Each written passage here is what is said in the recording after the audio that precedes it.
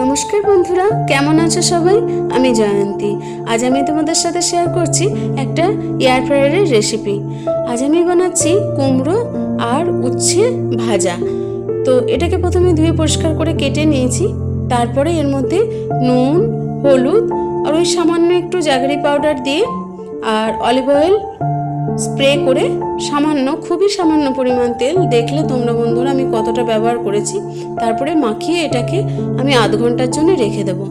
এর মধ্যে আমি এয়ার ফ্রায়ারটাকে প্রিহিট করে নিলাম 5 মিনিটের জন্য 180 ডিগ্রি টেম্পারেচারে। এরপরে প্রিহিট হয়ে গেছে।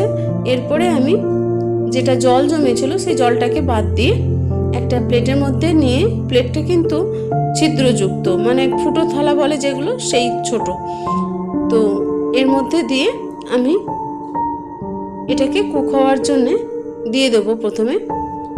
তো এটাকে আমি 180 ডিগ্রি টেম্পারেচারে 10 মিনিটসের জন্য কুক হতে দিলাম।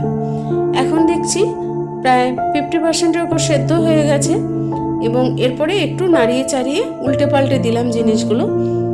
তারপরে এটাকে আবার আমি 15 মিনিটসের জন্য 180 ডিগ্রি টেম্পারেচারে কুক হতে দিলাম। দেখো বন্ধুরা, এখন পুরো খাবার জন্য রেডি হয়ে গেছে, সফট হয়ে গেছে, কত সুন্দর ভাজা হয়েছে। তেল কম দেওয়া হয়েছে বলে খেতে খারাপ হয় এমনটা কিন্তু নয়, খুব দারুণ স্বাদ হয়। ভিডিওটা শেষ পর্যন্ত দেখার জন্য অনেক ধন্যবাদ। Thank you. ভালো থেকো।